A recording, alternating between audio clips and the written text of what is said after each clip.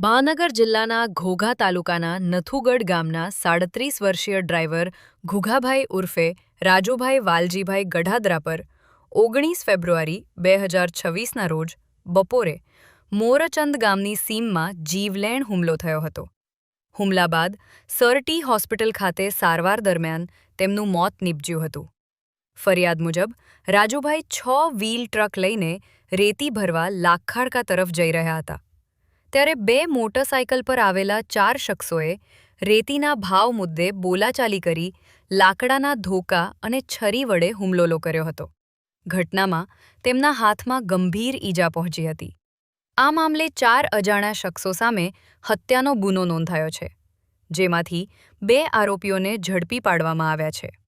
મૃતકની માતા દ્વારા લૂંટના ઈરાદાથી હત્યા કરાઈ હોવાનો આક્ષેપ કરવામાં આવ્યો છે અને કડક સજાની માંગ કરવામાં આવી છે. ઘટનાને લઈ રાજકોટ, સુરત, ભાવનગર, બોટાદ અને લીંબડી સહિત વિવિધ શહેરોમાંથી બાબર સમાજના આગેવાનો નથુગઢ ગામે ભેગા થયા હતા. ત્યારબાદ એસપી કચેરી અને કલેક્ટર કચેરી ખાતે આવેદનપત્ર પાઠવી ઝડપી અને કડક કાર્યવાહી કરવાની માંગ કરવામાં આવી છે. આ બાનો એકને દીકરો રાજુભાઈ ગઢાદરા એ ડ્રાઈવરનું કામ કરતા હતા. એમને આંતરી લૂંટફાટ કરીને મર્ડર કર્યો અને જે મૃતકના માતાએ નામ લખાવ્યા 5ના, એમાંથી માત્ર 2ની ધરપકડ થઈ. તો આ બાબત થોડી યોગ્ય તપાસ માટે એસપી ઓફિસે જઈ આવ્યા અમે અને તો સાહેબ થોડા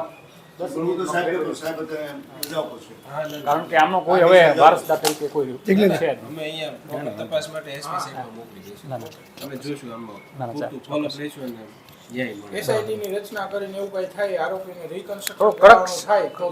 કાર્યવાહી વહેલી તકે એસપી સાહેબને નિયમ અનુસારની કાર્યવાહી માટે મોકલી દઈશું. ન્યાયિક પ્રક્રિયાને ફોલોઅપ અનુસરીને રાખશું કે આમાં શું આગળ ન્યાયિક પ્રક્રિયાને અનુસરીને લેવાય. કોઈ ચિંતા ઓકે સર.